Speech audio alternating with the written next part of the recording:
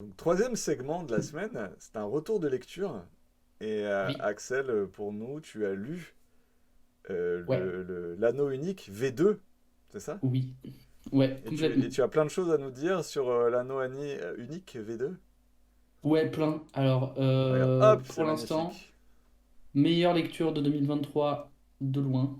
Bon, après, 2023 n'est pas très avancé, mais la qualité du bouquin est assez dingue. On va commencer avec la page 2, Matt, Donc l'anneau unique. l'anneau Donc unique. de Free League. Encore eux, toujours Exactement. eux. Il y a une super patte graphique. Les cartographes sont extrêmement talentueux parce qu'il y a plein de cartes avec le livre de base, mais aussi le starter kit. Et en vrai, c'est magnifique. Les cartes vont avoir en plus un intérêt en jeu.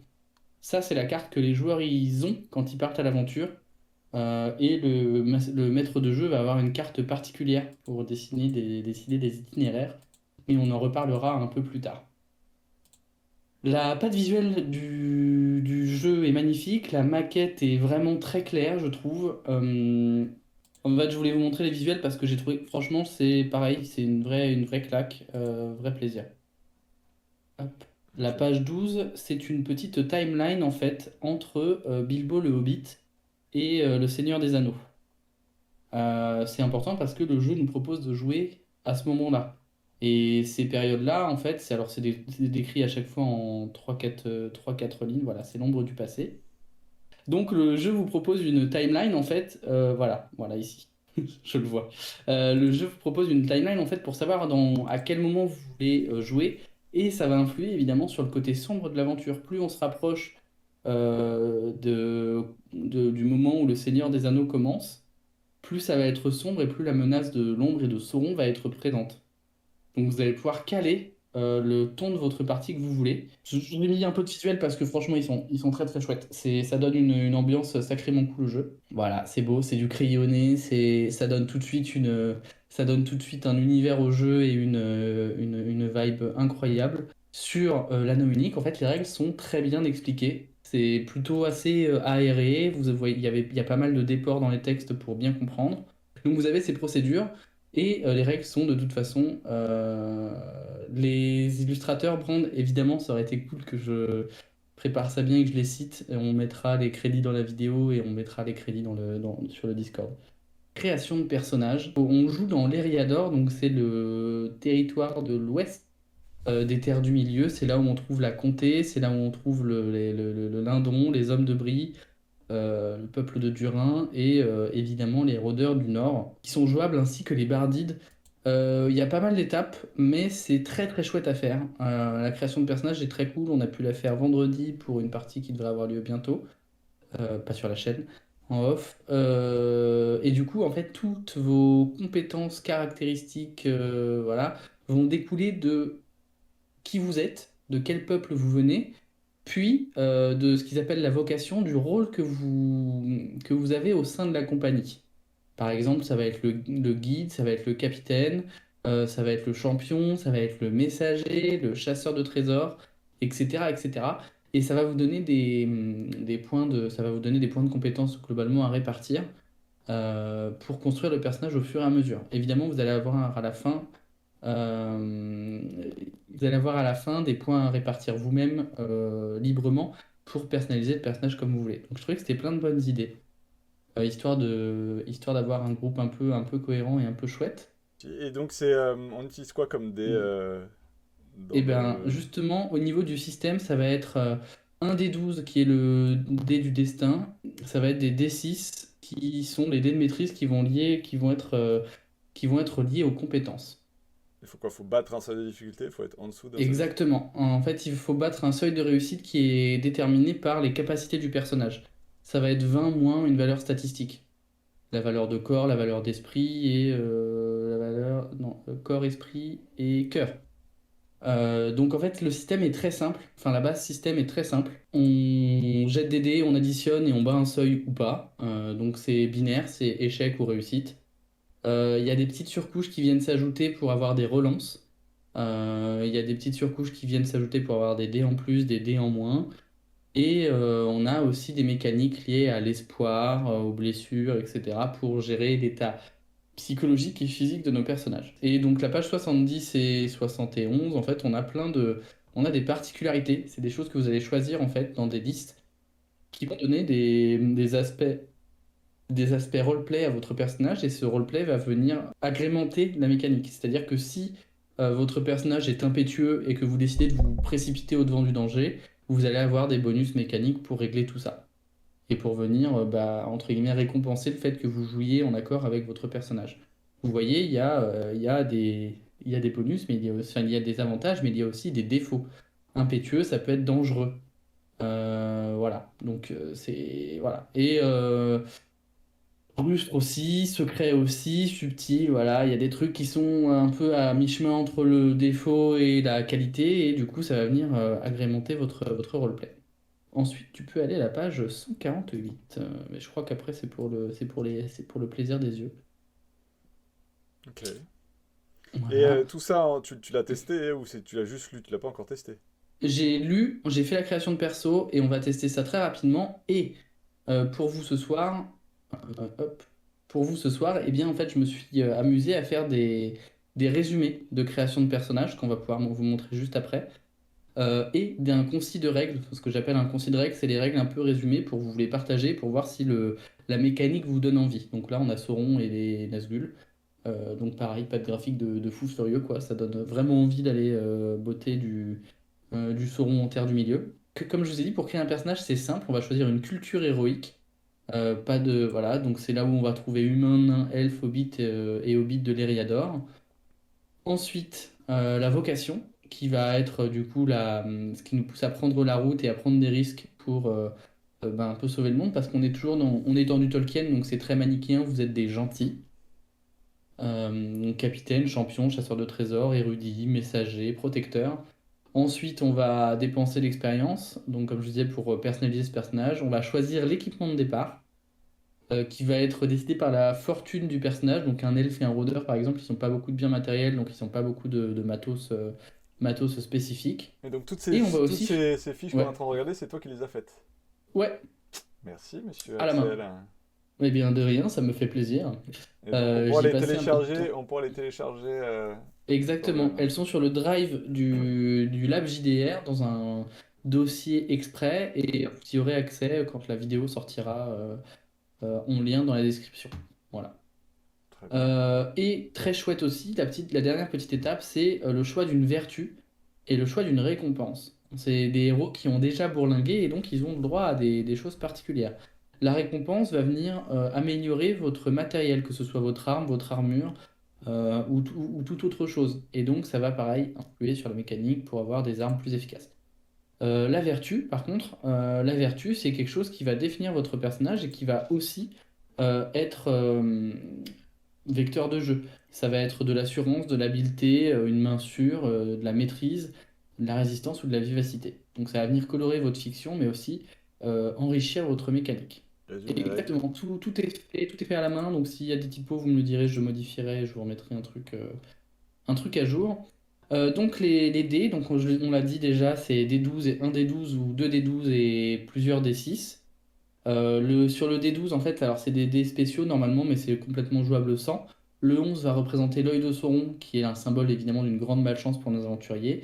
Et le 12 va être une rune de Gandalf, donc un symbole de grande chance et de grande réussite. Pour un test simple, ça va être un D12 et autant de D6 que la valeur de la compétence utilisée.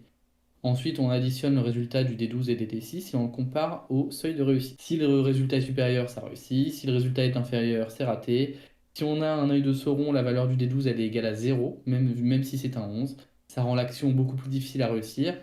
Et s'il y a plusieurs 6 qui apparaissent sur les D6 et que l'action est réussie, pardon, en fait, ça va faire des super réussites, des réussites un peu exceptionnelles. Donc on a un peu toute la mécanique, on a après les tests particuliers. Je ne vais peut-être pas rentrer dans le détail, hein, vous aurez tout ça dans le document. Les états, donc là j'en parle un petit peu. Vous allez avoir plusieurs états qui vont venir influencer un peu négativement vos personnages. Le personnage va devenir mélancolique lorsque les points d'ombre du héros égalent ou dépassent sa valeur d'espoir actuelle. Et du coup, à ce moment-là, la mécanique change. L'œil de Sauron, c'est un échec automatique. Ensuite, le voyage est très important et central dans le jeu, et donc vous allez vous fatiguer, vous allez vous épuiser. Et donc, quand votre valeur d'endurance du héros elle devient égale ou inférieure à la charge, les 1, les 2 et les 3 des dés de maîtrise sont considérés comme des zéros. Donc, autant vous dire que ça devient plus difficile de réussir. C'est un jeu qui va. Je pense que les seuils de difficulté sont pas très hauts, mais plus on avance dans la partie, plus ça devient compliqué. Pour donner un exemple, on va commencer avec des Aragorn qui réussissent bien, et on peut finir avec un Boromir qui se perd et qui finit par un peu mourir parce qu'il s'est perdu lui-même. Ensuite, on a un résumé sur les phases de jeu. Donc le jeu est assez découpé. On a deux grosses phases, c'est la phase d'aventure et la phase de communauté. Donc la phase d'aventure, c'est ce que vous allez jouer principalement dans le jeu. Ça va être des rencontres, du combat, mais aussi le conseil, notamment quand par exemple dans le premier film, les hobbits avec Aragorn arrivent à Foncombe, c'est une scène de conseil. Ils essaient d'obtenir un groupe pour aller plus loin à l'aventure et pour aller jeter l'anneau au Mordor. Ces scènes de conseil, elles sont assez intéressantes parce que elles vont faire beaucoup jouer les capacités sociales des personnages. Il va falloir faire des réussites en chant, en discussion, en poésie, etc. pour se permettre d'avancer et d'obtenir ce qu'on veut en fait. Ce qui peut être de l'équipement pour partir à l'aventure, ce qui peut être un droit de passage, c'est très vague, ça va être défini par ce que vous souhaitez avoir en partie. Et enfin, la dernière grosse phase de la phase d'aventure, c'est le voyage. Le voyage, il se déroule aussi en plusieurs petites phases.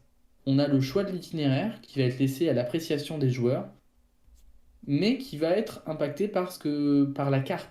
La carte du MJ, elle est différente de celle des joueurs et on voit des difficultés topographiques et des zones qui sont plus dangereuses que d'autres. Par exemple, si vous voulez aller vous balader dans les hauts Galgal, dans les terres du Nord, eh ben, ça va être très compliqué parce que vous risquez de nombreuses mésaventures et de nombreuses mauvaises rencontres. Donc on a choisi l'itinéraire, on va faire des tests de marche, on a le guide qui va déterminer quand vont avoir lieu les premières péripéties. Et ensuite, on va avoir des tests de chasse, d'éclaireurs, de guetteurs pour voir un peu ce qui vient perturber ce voyage. Tout ça peut être réglé seulement mécaniquement, mais ça peut aussi être des moments où il y a des péripéties dans l'aventure, comme dans le film, par exemple, quand il y a les oiseaux du pays de Dain, alors qu'ils sont ça doit être dans le premier ou dans le deuxième film, j'ai un doute, quand ils sont en train de grimper vers la Moria. Pardon. Le premier. Ouais, c'est pas vers la Moria qui monte du coup. Ils veulent passer C'est vers par les la montagnes passe de Bidule Chouette et ils de peuvent pas, Carabrac. et donc ils passent par Exactement. la Et Moria. ils sont obligés de se planquer parce qu'il y a des oiseaux du pays de Nain qui sont des espions qui passent par-dessus.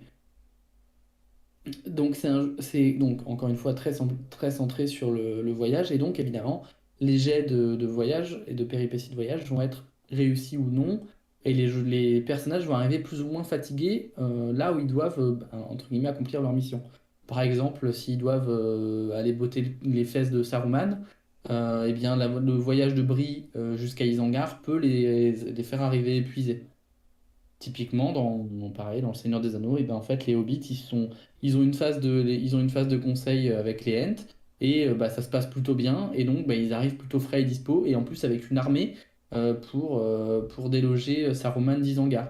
Donc on aurait pu imaginer que ce conseil se passe pas bien, et que soit ils se fassent emprisonner, soit ils se fassent chasser, soit ils doivent arriver complètement épuisés parce qu'ils se sont enfuis de la forêt de Fangorn. Voilà. Et enfin, l'autre phase qui va être plus en off entre deux parties, c'est la phase de communauté. C'est une phase de repos où les héros choisissent comment ils se ressourcent en fait et qu'est-ce qu'ils entreprennent un peu au long terme. Des phases qui peuvent être qui sont narrativement plus longues. Ça peut être des semaines voire des mois. Et c'est aussi à ce moment-là que les héros vont pouvoir progresser et dépenser leurs points d'expérience. Voilà. Voilà pour le document. Et le dernier, parce que il y a des super aides de jeu dans le starter kit anglais et aussi dans le starter kit français, mais elles n'ont pas été traduites. Et notamment une de celles qui est très intéressante parce que le combat peut être un poil technique, c'est le positionnement en combat en fait. Quand les batailles vont avoir quatre placements différents. Vous allez pouvoir être avancé, donc là vous êtes vraiment au front. Vous êtes. Oula, j'ai fait une belle faute, elle vient de me m'arracher les yeux. Elle sera corrigée. Vous allez gagner un des 6 mais aussi quand vous êtes ciblé, vous allez prendre, les ennemis auront un des 6 supplémentaires pour vous toucher, parce que vous êtes exposé. Quand vous êtes exposé, c'est un jet neutre, vous êtes au milieu de la mêlée mais sans être plus en avant. Défensif, vous êtes un peu à l'arrière, donc vous êtes plus difficile à toucher, mais vous attaquez aussi moins bien. Et à l'arrière, eh bien, vous avez une condition pour pouvoir tirer des flèches de loin, mais par contre, vous ne pouvez être ciblé que par les attaques de loin. Donc voilà pour les petits documents. Je vais modifier ça tout de suite, c'est en train de me brûler les yeux en fait. Donc voilà pour les documents. Je me demande, c'est le combienième jeu basé sur le Seigneur des Anneaux Oh, il y en a beaucoup, je pense. parce Il que y en a je, parce énormément. que je savais pas que l'anonyme c'était Mais Free League en fait, tu vois. J'ai découvert ça. alors, c'est pas que Free League, parce qu'on a Aventure in Middle-earth, qui est la version DD5. Il y a le jeu de Jean-Philippe Javorski, mais qui est un peu daté, euh, qui s'appelle je ne sais plus comment, dispo en ligne. Et il y a aussi, très récemment, il y a des boîtes de jeux d'initiation qui sont sorties Puis il y pour rejouer a, des scènes du il film. y a JRTM, mais bon, ça c'est Il y a JRTM, mais bon, ça c'est vieux. Et il y a aussi des petites boîtes d'initiation qui permettent de rejouer les aventures du film, qui sont sorties, et qui ont fait plutôt un carton. Premier âge, effectivement, Brandon, bien vu. Et donc, Donc voilà. t'en as testé beaucoup? C'est ton préféré celui-là ou t'en as d'autres C'est mon préféré. Alors j'ai testé Aventure in Middle-earth, qui est une bonne adaptation des D5, mais vu que j'aime pas trop Donge, en fait, c'est très axé combat. Même si le système fait des choses bien, euh, l'anneau unique est très centré sur le voyage et aussi sur l'évolution mentale et psychologique des personnages avec l'ombre. Donc moi ça, j'aime bien. Euh, En plus, on peut faire vraiment de l'explo avec les cartes qui sont vraiment faites pour. Donc c'est vraiment un qui m'a vraiment tapé dans T'avais l'œil. joué à la V1 ou pas? Ouais, j'avais joué à la V1. Il y a un lifting des règles. Alors, tout le matériel V1 est compatible. Ça nécessiterait un peu d'adaptation, mais le système est plus simple. Parce que la V1, c'était un sacré bazar. Et là, tu sens qu'ils ont resserré un peu la proposition, qu'ils ont simplifié les mécaniques. Et du coup, ça marche vraiment, je pense, ça marche vraiment bien. Je vous ferai un retour quand j'aurai pu tester. Mais à la lecture, ça me paraît fluide. Même les combats, où moi, je suis pas fan des trucs tactiques, les postures, je trouve ça très intéressant. Parce que c'est des postures fictionnelles. On va pas être obligé d'être sur la battle map à dire paf, je suis vraiment très en avant ou paf, je suis très en arrière, mais ça va permettre de cadrer un peu la fiction et de lui mettre de la couleur. Très bien. Voilà. Écoute, un retour très Bah, détaillé. j'espère que bah, ouais, j'ai pas mal lu et en fait j'ai adoré, mais vraiment le visuel m'a vraiment accroché quoi. Pour les aides de jeu, je vous propose qu'on en échange plus sur le Discord. Voilà.